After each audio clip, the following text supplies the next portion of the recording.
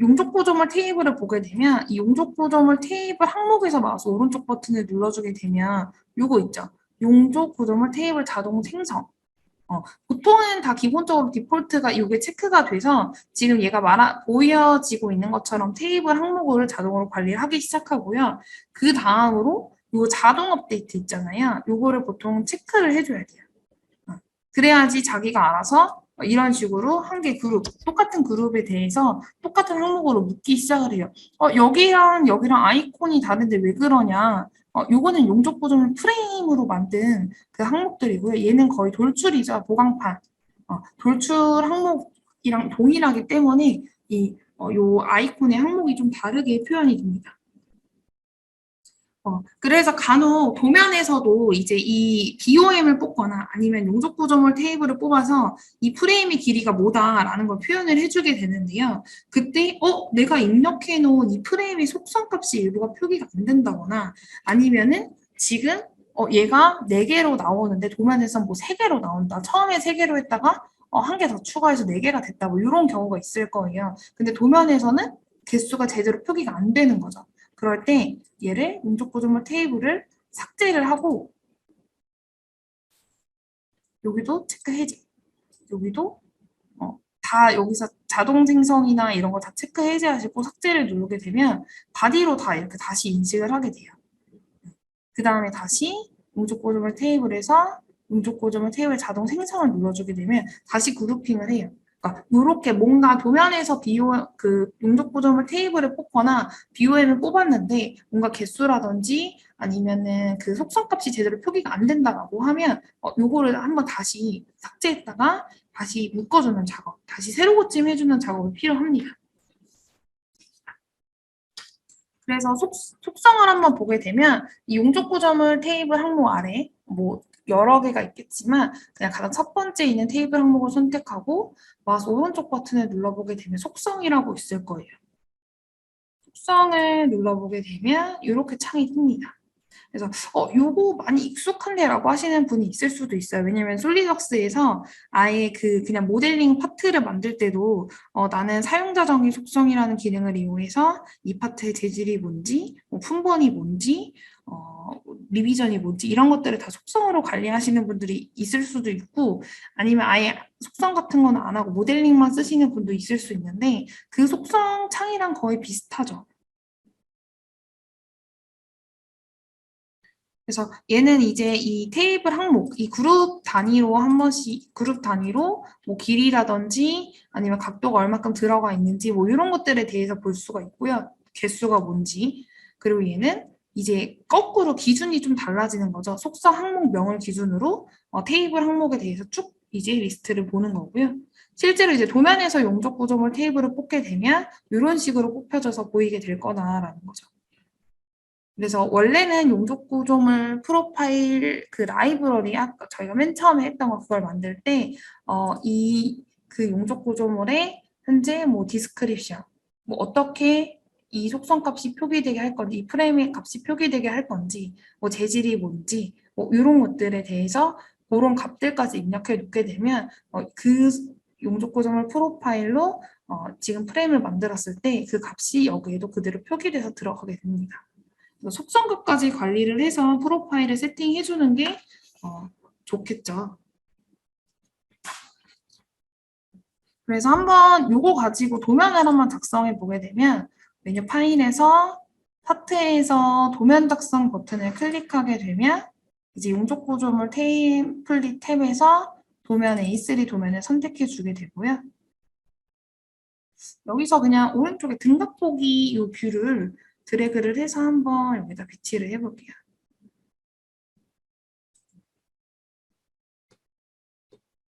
그래서 BOM 뽑는 거랑 똑같아요. 그냥 여기 주석에서 여기 테이블에 응축 구조물 테이블을 눌러주면 돼요.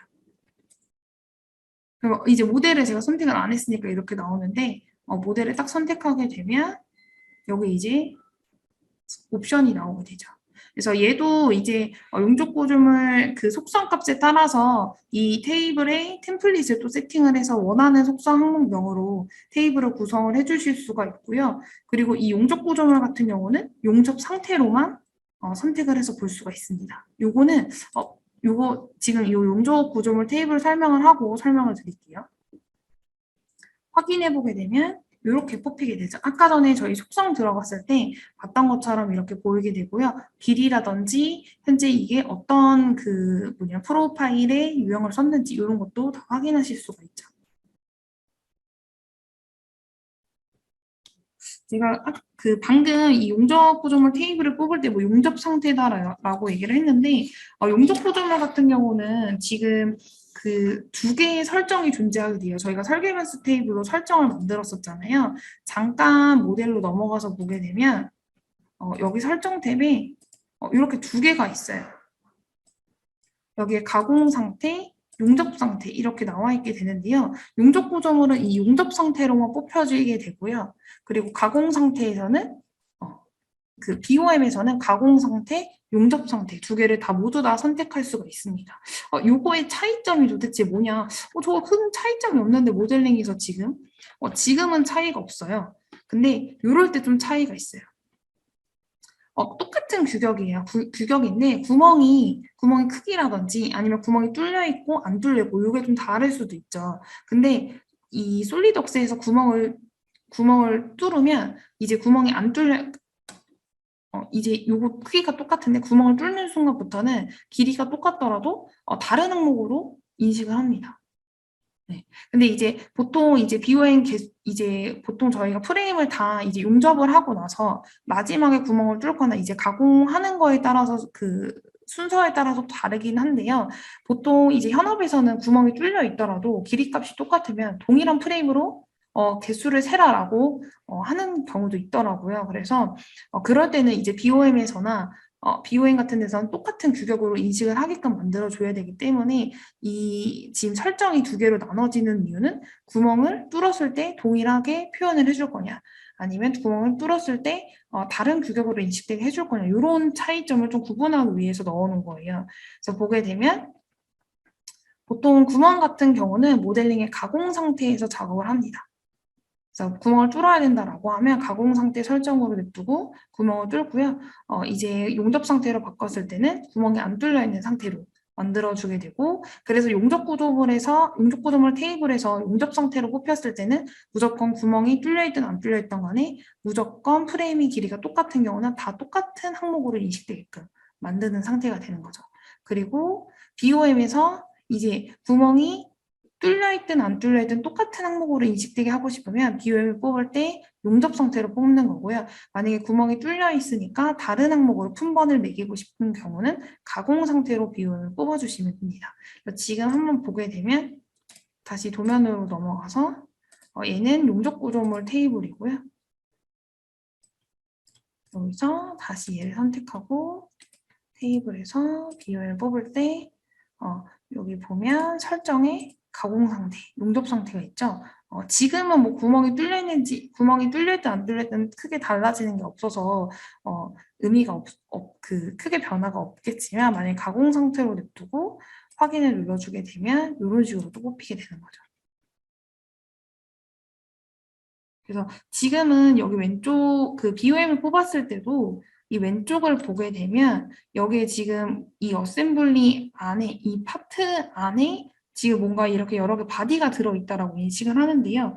이때 여기 요 첫 번째 요 아이콘 용접 구조물 테이블 아이콘에서 마우스 오른쪽 버튼을 누르게 되면 해제라고 있어요. 해제.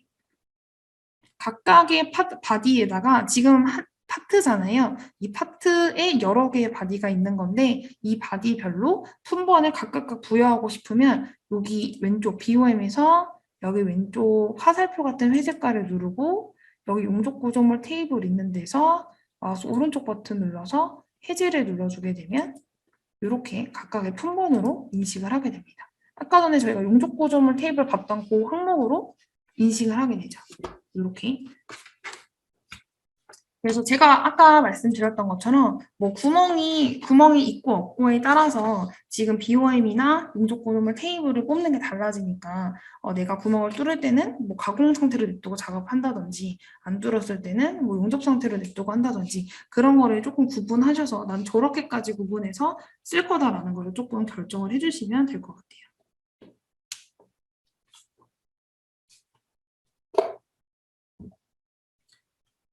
그리고 보통 이렇게 이제 작업하고 이제 그 뭐지?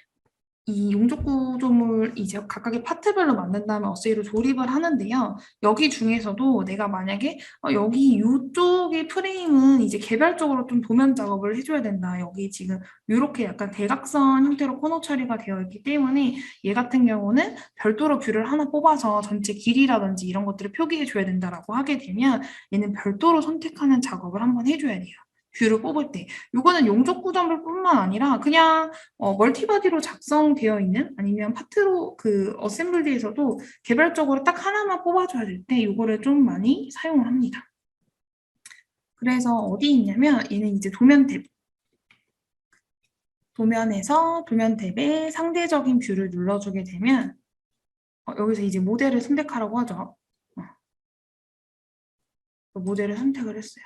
그러면 이제 어디? 그러니까 이게 지금 파트 안에 있는 멀티바디다 보니까 얘만 따로 별도로 뭐 뽑아낼 수 있긴 한데 뭐 정면인지 윗면인지 이런 걸 지정해서 뽑아낼 수는 없어요. 그래서 제가 요렇게 상대적인 뷰라는 걸 이용하게 되면 제가 원하는 걸 찍어낼 수가 있죠. 일단 선택한 바디로 얘를 선택할 거고 여기 이 선택한 바디의 정면이 어딘지 그리고 뭐지 아래쪽 부분으로 해서 여기 아래쪽은 이렇게 해서 선택을 해주게 되면 그거대로 이렇게 뷰를 뽑아낼 수가 있습니다. 그래서 이 상대적인 뷰는 꼭 이제 뭐 용접 구조물뿐만 아니라 그냥 그 어셈블리 이 파트에서 멀티바디로 작업할 때 이 상대적인 뷰를 많이 써요. 왜냐 그 바디에 그 특정 면을 지정해서 여기가 정면이고 여기가 우측면이고 얘가 윗면이라 이런 걸 지정하는 걸 할 수가 없기 때문에 개별적으로 뽑을 수가 없기 때문에 이 상대적인 뷰를 이용해서 그 바디에 대한 뷰를 새롭게 뽑을 수가 있는 거죠.